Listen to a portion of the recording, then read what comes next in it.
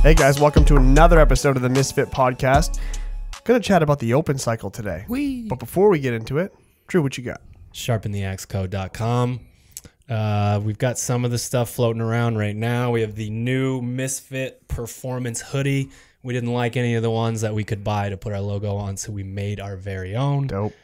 And we have the Team Misfit tees and tanks. We've got a bunch of other good stuff. So sharpentheaxeco.com for all of your amazing Sharpen the Axe Co. and Team Misfit gear. What's up, Gabe?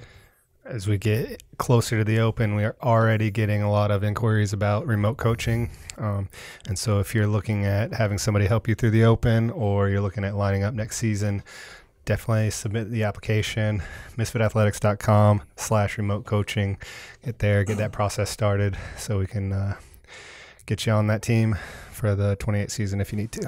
Last but not least, we have affiliate programming as an option for you affiliate owners out there. This time of year is super stressful. You have to figure out the logistics of running your gym with the open workout. We can take care of your programming for you. So head over to misfitathletics.com/affiliates to fill out an application to sign up for affiliate programming. Boom. Wow.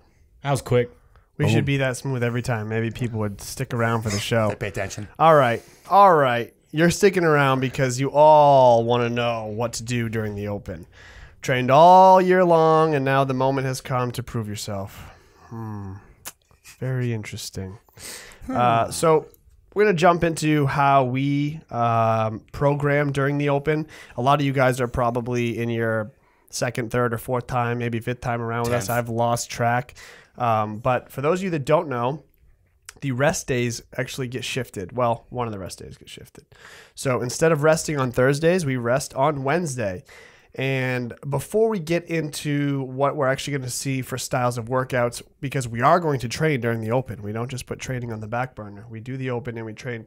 We're going to talk about the rest day templates that you'll see on Wednesdays and Sundays that are as important, in my opinion, and probably other people's at this table, as important as the workouts themselves throughout this cycle. So myself, Gabe, Drew, and I think you probably contributed somehow. I doubt it, but keep going.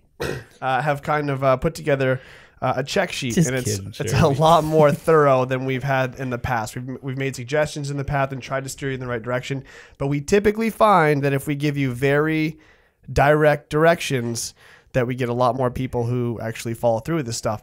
Someone want to take us through that template? I think this setup is going to be good for people because it'll give you the ability to print off that checklist and kind of take it on the go and make it your own rest day template.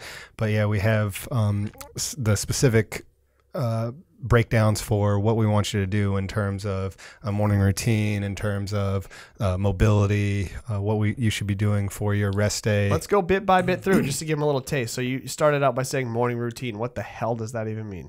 Let's let the master of the Misfit project. Yeah. Morning routine, essentially, an athlete specifically needs to be able to have a really solid balance between their rest and digest nervous system and their fight or flight nervous system. We choose to go into fight or flight when we train to recover.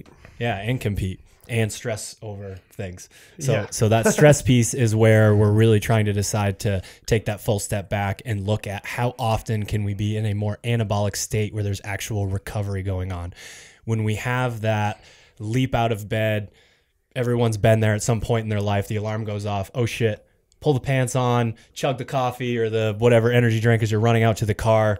And we stay in that fight or flight all day long. Everything's reactionary. Do this, do that, do this, do that. And then at the end of the day, you're like, You're fried. Yeah, you're completely fried.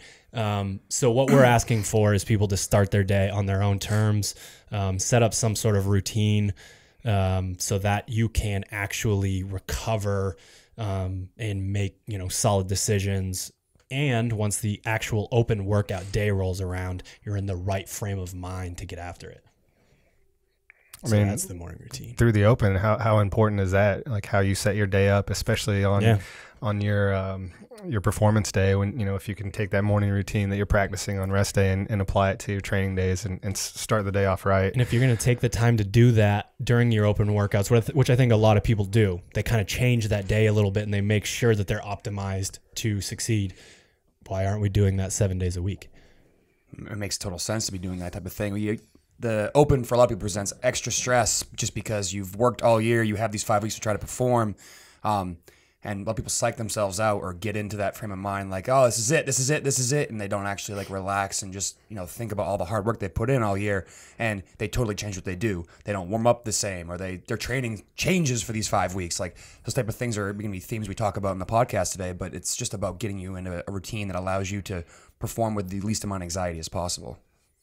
Anyone have a quick example of what they do in the morning to get themselves ready, just to give them some examples? I mean, for me, I wake up, walk over to the sink, pour a glass of water. I use noon tabs, but you could use pink Himalayan salt. Put that in, drink that down, start to make the coffee, take care of the dogs, and then while I'm there, I'm stretching and just thinking about what I want to accomplish for the day. And I think that you can write that down, or you can just make a mental checklist, but those things just help center you and really help you focus on what's important for you to that day. And for some of you athletes out there, it's going to be, hey, I need to think about when I get to the gym, like I warm up the same way, or I hit the mobility I need to hit because I saw the announcement last night and it's overhead and I don't have great overhead. So I'm taking those minutes to think about what's important to me for that day so I can perform the best I can. What's a little time window you give yourself to do all that? My morning routine usually takes between 30 and 40 minutes. Okay. I don't want to be that person that gets up and just slugs a cup of coffee and just does it because it's the first thing I want to do in the morning. I like wake up and my body actually do what it's supposed to do versus just force feeding it caffeine. So for me, that gives me that 30 to 40 minutes. Point taken. Let's move right along because we might dig ourselves a 2-hour hole here if we keep going. So the next part of the checklist is mobility. And we've decided that on rest days, we want you guys to obviously move around, but the mobility specifically, we have a list of lower body stretches and upper body stretches / holds. And we're going to have you guys pick 2 lower body and 2 upper body. So some examples of lower body, couch stretch or dragon stretch, pigeon, baby maker, squat holds, calf smash, things that that you would need more so than other things. So if you have trouble areas, that's a good day to kind of prep yourself for the next day or repair yourself from prior pushing yourself in the gym. Upper body stuff, puppy dog, nose and toes hold, twisted cross, pec smash, things like that, and the list goes on. 2 and 2. On top of that, flossing. So 2 areas a day, on the rest days to floss, and we list out a bunch of areas that we feel are needed. And then we have the active rest stuff. So last year we just kind of said, jump on a bike and do this for X amount of time. Talked about heart rate and things like that. We gave specific numbers. This year we just want you guys to be able to move when you feel up to moving and still move even when you don't, but not to put a ton of emphasis on holding a specific pace. So I don't want someone to feel like they're trapped on a rower on a day where they're supposed to be not super stressed out. So if they put some sort of restriction on themselves and they're holding themselves to a pace for 40 minutes, it ends up being maybe more taxing than beneficial. Yeah. So we're really trying to avoid this becoming a training piece. And so we give you guys some options for both inside of the gym and outside of the gym. Both are very valuable for different reasons. And obviously there's a lot more info about this stuff if you're listening to the Misfit Project podcast. Indeed. And lastly, I'll let Drew take this one again, is the nighttime routine. So we have the morning routine and then we have the nighttime routine checklist. And some things on that we just threw out there. They're kind of generalized, but nutrition, hydration, non-screened personal time, as in not sticking your face in the TV or in your cell phone for an extended period of time. Get off your phone. Yeah, and more mobility and stretching. If you understand the concept of the morning routine, then you understand the concept of the nighttime routine. We can't take that scatterbrain and take it into the bedroom and then try to get restful sleep. Categorically, everything that you do while you're awake is catabolic. It's breaking your body down. But we get this period of time every single day where we sleep, and that is almost entirely anabolic if we do it properly. And, people's ears perk up when they hear the word anabolic because it sounds like steroids, and that's because it is like steroids. Sleeping properly and being calm and rested before you go to bed is like steroids. So the nighttime routine is about getting yourself back to like a really low baseline level. Now, one of the things that we talk about on the Misfit Project podcast, and you guys can go check that out. There's an entire episode on sleep, but asking this generation of people to stay completely off of screens. Very hard. might not happen. It's tough, but it's worth reinforcing habits like that. If you can find Absolutely. time to, you're not going to get away from it for the majority of your waking day. You're going to get texts, messages, Right. emails. Yeah. It absorbs our life these days. It's the majority of our communication, unfortunately. But if you don't practice getting that stupid thing out of your face, then it's never going to be out of your Right. face. The only caveat here is a few years ago, I actually think it's maybe even 3 or 4 years ago now, I put together that open survival kit for our team athletes and I sent it out. And one of the things that I had in it was the blue light blocking glasses. And you're talking about a group of people who got most of that stuff and laughed at me for sending it to them. But then when they tried it, they're texting me like, holy crap, I'm watching TV right now and I feel like I'm going to pass out. Can't keep my eyes open. Well, that's how you're supposed to feel. That's what, that's the up and the down of how your body works and how you're supposed to feel when you're about to go to sleep and you're about to recover. So if we can keep Netflix and chill to like really, really dumb content and we have those blue light blocking glasses on there, that's sort of where the compromise comes in. The stuff that Seth's talking about is like staying in the email, staying in the text, maybe even staying on the Instagram because that's so addictive. The dopamine hit is if you got the amount of likes that you wanted or the amount of views. And if you don't get that, that's a stressor, whether you know it or not. Deep down somewhere, that's a stressor for you. That's the reward system that's being, given out for Instagram, Facebook. It's why we're all addicted to it. So, if you can't handle being alone in your thoughts at night, we all watch It's Always Sunny. We all watch, The Office. All of these shows. Netflix. Throw those blue light blocking glasses on. Don't really pay too much attention to it, but that's the one place where if it's part of your routine and it helps you calm down and sleep, that I sort of say, okay. I prefer people read, but I know a lot of people say they don't read. So nighttime routine. Boom. All right, let's jump into the actual style of the training itself, and we'll come back around because we're going to have to hit some topics that people tend to fight us on every year or don't fully understand or don't care to understand, so there's some pushback, and we'll get there in a minute. So first, we'll talk about the lifts. The lifts are very similar to last year. We're going to have you guys work up to 80% and then hit some perfect, smooth reps at 80%. So 80% to me, when I watch athletes move through this, is the line in the sand of where you go above 80 and things that are going to go wrong start to go wrong. And that's where we can kind of start to see faults and movements easier. That's where people, depending on the rep scheme or the time domain that we give them to move the weight, it's where people start to have issues, break down. But also, if you take your time with it and move smooth, it's also the point where you can get a lot of quality work in, that 80%. It's not so light that you're just kind of in practice mode or range of motion mode, but it's heavy enough that you're actually getting some work in, whether it be consistency. And it's more than maintenance to me. It's more than maintenance. It dials in your focus without beating you up, essentially. It does. It's what you're trying to do is get yourself primed and ready to go for the following day for your training. So it's priming you to be ready for that. That's how I look at it, in my opinion. I agree. And we have a lot of that going on. So while we don't want to take lifting out or make you go so heavy that it actually fries your CNS or makes you sore or whatever excuse you want to use that the lift affects your open score, because people always come up with excuses, the 80% can be a place where almost everybody can live and lift for 5 weeks without having any It major also issues. might teach someone what a lifting session's supposed to It's feel true. like It's all true. year long. Keep going. Okay. And the lifts specifically are not complicated. It's simple squat, snatch, drop, and resets. You're not hanging on for big sets like we've been working on. It's just singles, some 4x4 back squat, some front squatting. Again, I don't even need to go into any detail of this. It's super simple, straightforward stuff. Can we talk about what you do when it feels really fucking good and you're smoking the lifts and you feel like you should go heavier? Like every year I get people like, oh, it's at 80%, but it felt so good. It felt so easy. Like, so one, what does that mean? Like if it's the day before the open workout and you feel awesome, like calm down. That's how you should feel. That's how we want it to feel. And don't overdo it and go 90. Like too many times we have, oh yeah, I PR'd my snatch today.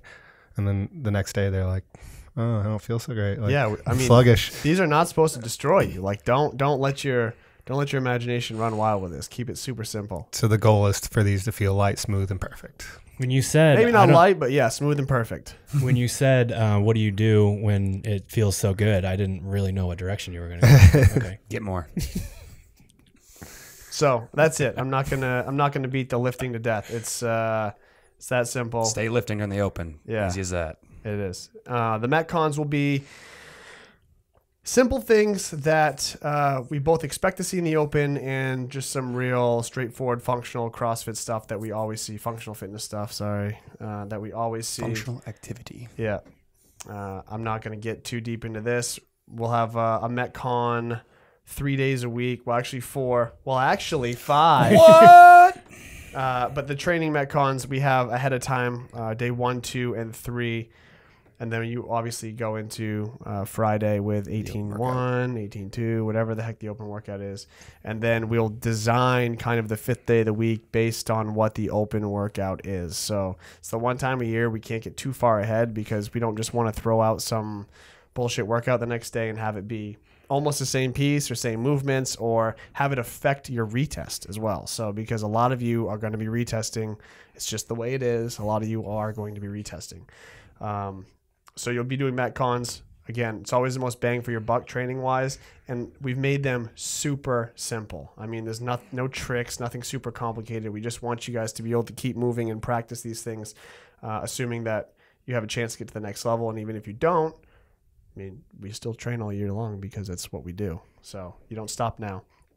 There's some interval work and bench work in there. Again, it's made very simplistic. My goal when I'm writing this stuff is not to put any pieces or any amounts of movements or any time domain that's going to wreck you at any point in time during the week.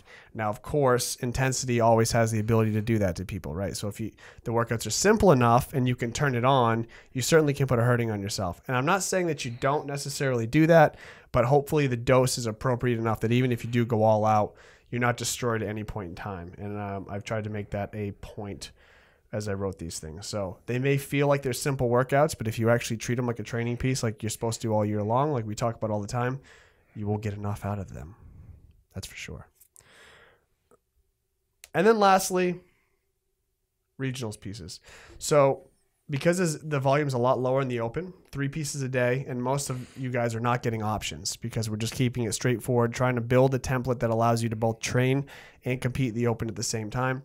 We have built in some regionals pieces, sometimes 1 a day, sometimes none, sometimes 2 a day. And these are for who, guys? Regional athletes, people who are going to get through the open. God, Guarantee to get Sherb through the open. does one, though. Oh, yeah, sure. I mean, sure. I wanted to talk. He'd be doing them too. Oh, He's going to get through the open, though. We'll see. Sure. Guaranteed. We'll see. Masters qualifier. Yeah, that's coming right. up. Anyway, point being, they're going to be on the blog. And I actually kind of weighed the option, like, do you put this out there and let somebody just run wild with these sort of things? But I figure at the same time, those are the sort of dopes who are going to screw themselves out of their whole season anyway. So we'll just kind of let them. You know exactly what you should be doing this time of year.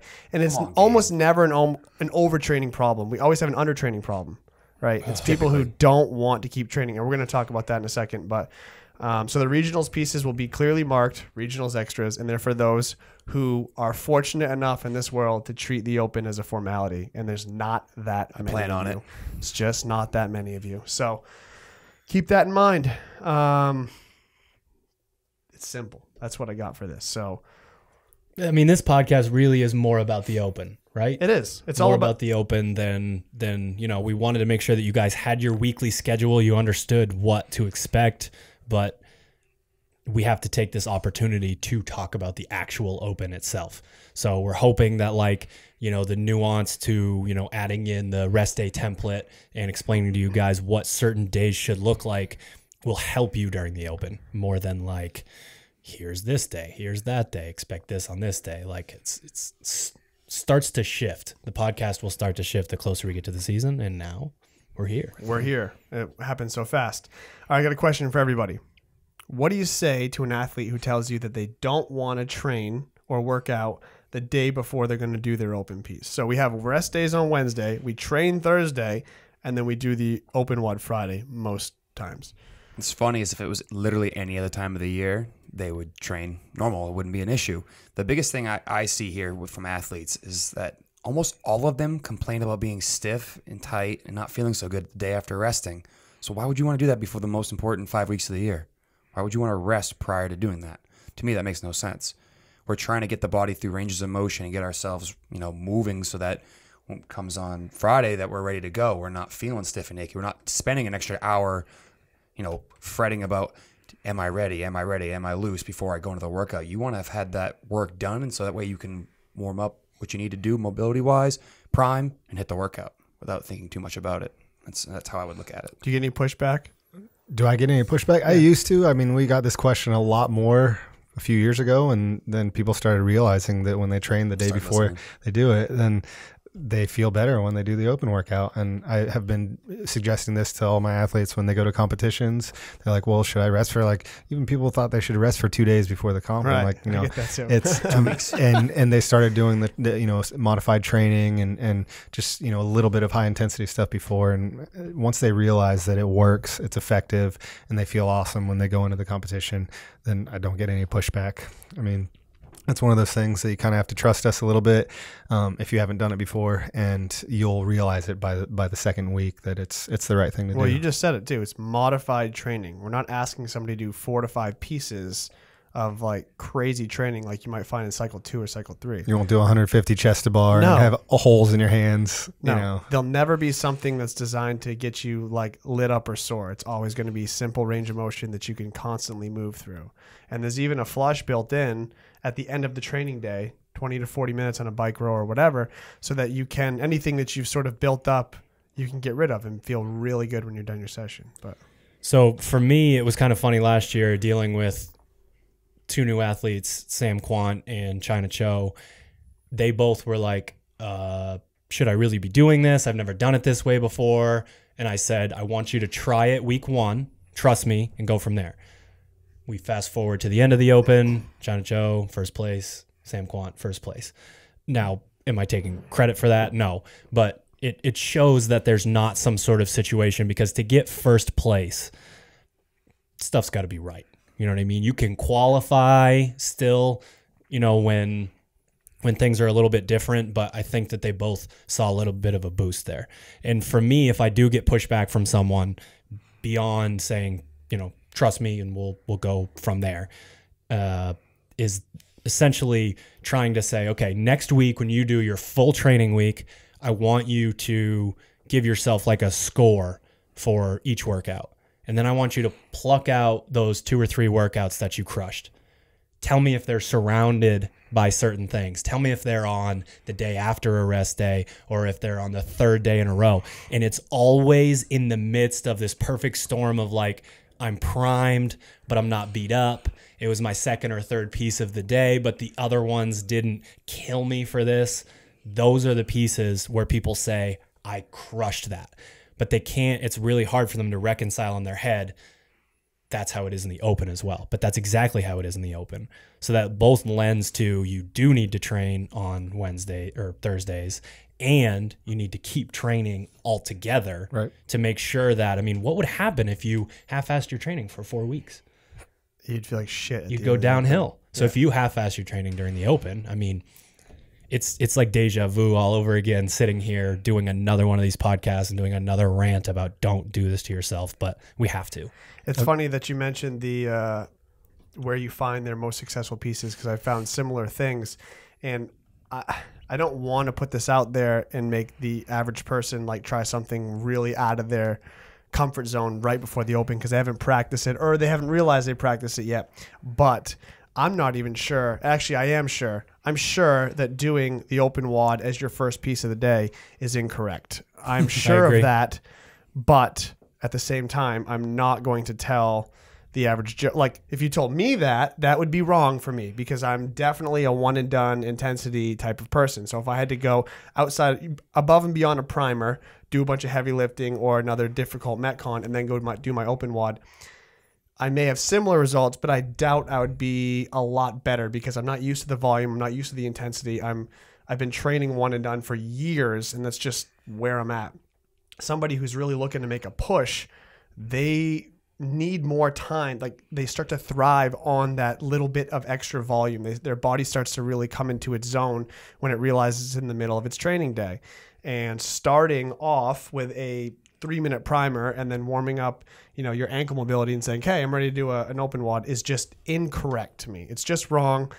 And I think that's why all year long we tell people, well, this is what at least I tell my athletes, mix up the order of the way you do things. Do your lifting first some days, do your Metcons first some days, switch it up, see if you feel better in different circumstances, kind of like what Drew was saying, because it's almost never the first piece that you get the best results from. Almost never. So it's been almost like 5 years since we all had that epiphany at the first Misfit camp at Misfit HQ, where it was the end of the weekend.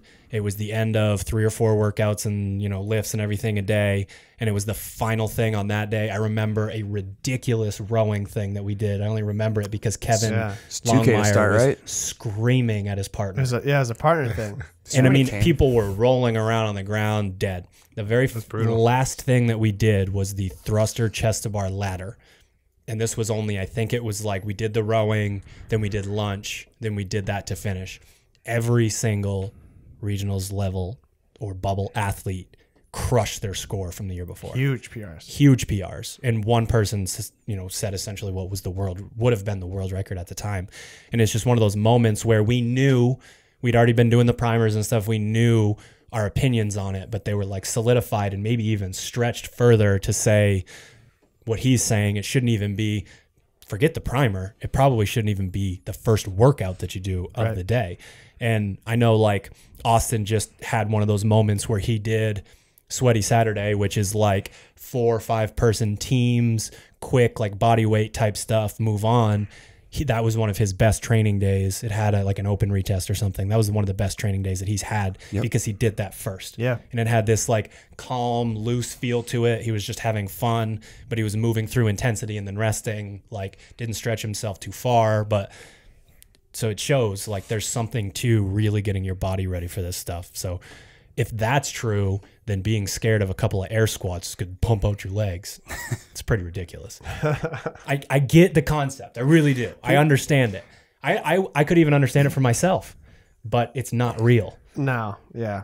Yeah, I get it a little bit, but I think it's funny when like there's pull-ups in a workout and there's a few pull-ups in the primer because you wouldn't want your first freaking pull-up to be in the workout. And people go, "Oh no, I need to save them." It's like the best is because the best too is Cody, whose hands are the size of that. That sign right there. And he's like, "I don't know about the primer today, man. I don't know if I can pull a couple cows in the rower and then do 3 pull-ups. I don't know. I think my grip might burn out. If your grip burns out, then we're all fucked, Cody. All right." I think going back to the why we train the day before we do the open workout and the stuff that you guys are talking about, I mean, we're such creatures of habit, and that we, if we train the day before the open workout, we set our routine for the day, and and so then the Friday, the next day, is essentially the same thing. You just did this yesterday, and it's no different. So it's a little bit of stress management. And when you do the stuff that you're talking about, we've been training like that all year. Like you said, we've been doing Metcons before lifts, or switching that type of stuff up. And so there's a reason why certain things appear the way they do on the blog, and we're sitting here looking at these things. So people who have done this for going on the 2nd, 3rd year realize this, and that's really how you optimize that open performance. So yeah, being a little more analytical all year of when you were better or when you were worse and what the cause and effect may have been that created that will carry over. If you paid attention, will carry over to the open, help you make better decisions, day before, day of, day after, whatever. Just knowing how those things affect you. I mean, you just got to pay attention. We tell people that all the time. You go into training blind and just kind of go through the motions. You're very limited as to what you're going to get. You're not going to get all you can from it. It's just a mistake. No. Even if you had the most perfect, customized, well-written program in the world, if such a thing ever existed, if you didn't pay attention to what it was you were actually doing or why you're doing it, you're still missing a large chunk of potential there. So, but what if you're 12% body fat? Are you screwed? Yeah, because I think you said 11%. Right. Yeah, you're screwed. Yeah. It's over. Go home. So next interview question is, dipshit. You truly have prepared yourself for the open, but you're that guy or that girl that does not own the fact that you're really good, really powerful, really the type of person that should be going on to regionals and maybe the CrossFit Games, what do you say to that athlete? Because a lot of times we talk about like the Open collection is all black and white because it's black and white now. You either prepared or you didn't. Like that's how it is. But some people prepare and then they can't own the fact that they're that good. And it sucks because they are that good and they did train that hard and they did put the effort in, just like we asked. It's that positive mindset. Yeah, it's just that people have Not an easy question. It's not easy, but to me, it's that, one thing that needs to happen in your training all year long, and one thing that you've kind of passed along to me as through one of your talks was you have to, do the training for you and not for somebody else. You're not approval seeking, but you also need to have a positive mindset that you've put the work in and that you understand that like your training took you from point A to point B this year. And if you can't reflect on that and understand that's going to help you progress and do better this year than it did last year, then again, you're missing a piece of your training that you're, just missing out on. You've put all that work in, right? You've turned those lifts, 5-10 pounds heavier. You've able to link bigger sets of chest to bar pull-ups, or maybe you got some skills you didn't have last year. Realize that and put that into your training, put that into your open test where you're like, all right, now it's time to shine. I've done all the work. Why not reap the benefits of all that hard work now? And putting the open aside, isn't that a great reward for your hard work anyway? Just being able to string together the gymnastics you didn't have last year, being able to cut a minute off your grace time, whatever it is, isn't that a great reward in itself? And I know that's not enough for a lot of competitive people. I get that. But at the same time, if you look at that in a positive way, then it's easy to kind of translate that into I'm likely much more successful in the open or will be more successful in the open this year because I know I'm fully more capable. And like you said, accepting the fact that you're ready and capable of doing something as opposed to just being afraid of everything or hoping certain movements don't come up or hoping certain pairings and movements don't come up. It's just the worst way to set yourself up. You cannot win that. You're setting yourself up to fail from the get-go that way. You just can't. You're looking for an excuse to get out of whatever it is. You're looking for an excuse to get out of. I would have crushed the open if it wasn't double unders before those muscle ups. You can't look at it that way. The open is a free opportunity to be, quote unquote, more successful, right? Mm-hmm. And it's fake. It's made up. It's not a real. It's not a real measure of anything outside of this sport that is just conjured out of thin air, right? Mm-hmm. But the fact that you can do more physically, run faster, jump higher, lift more, faster metcons, whatever, is much more tangible to me, right? So if you just focus on that and know that that's improved, and that's where you spend your energy focusing on, then the other things will come easier and you will be successful. But if you focus on what could come and what you're not good at, well, there's your excuse. You don't have to do well at all. You don't have to work hard. If you're just worried about what you're going to, fail at, you don't have to work hard at all because there'll always be something that you can think of that'll hold you down. So, agreed. Anyway, whatever. Whatever. Good luck. Yeah, I mean, there's just something about people really confuse the loud, boisterous, confident. If you're listening to this in audio, I'm doing air quotes. Confidence is not loud and boisterous. Confidence is strolling into your open workout knowing that you're going to succeed. Not knowing that you're going to succeed based on, well, I believe in myself. No, I trained all year long for this. I've done these sets. I've pushed when I didn't want to. I've had these good days. It's time for that. And that conversation that I'm awesome, I'm amazing, I don't want to see it on your Instagram. I don't want you to tell me through a direct message that you finally made this breakthrough. I want you to tell yourself, have that conversation with yourself today. How good am I? How much did I train? Okay, well, if that's the case, then it's been put on me, by me, for me. It's the only person that matters. I am going to give it everything I got and succeed. And at the end of the day, that's really all you can do. I know so much of this stuff, if you wrote it down, would seem cheesy. Yeah. But if you can make a practical application, that's why it's a cliche, because it's fucking real. Yeah. It's a real thing. It's not, something that was just, made up out of thin air. Again, if you can make this about you, and not about Instagram and not about the leaderboard and not about Facebook, but about what you put into it and what you want to get back out of it, you can make some serious changes because you already put in the work. These people that I'm talking about, if you're one of them, you've already done it. It's already been done. If you didn't, we wouldn't even be having this conversation. So I think that's the key word, you or me, focusing internally, and what people deal with so much in terms of stress is what they cannot control.